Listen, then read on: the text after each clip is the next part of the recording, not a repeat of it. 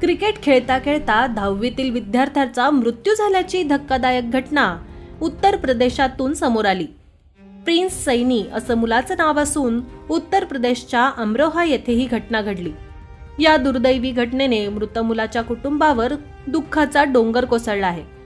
याबाबत सविस्तर माहिती अशी की राजीव सैनी यांचे कुटुंब हसनपूर नगरमधील मोहल्ला कायस्थान येथे राहते। त्यांचा मुलगा प्रिन्स श्रीपती सुखदेवी इंटर कॉलेजमध्ये 10वीचा विद्यार्थी होता।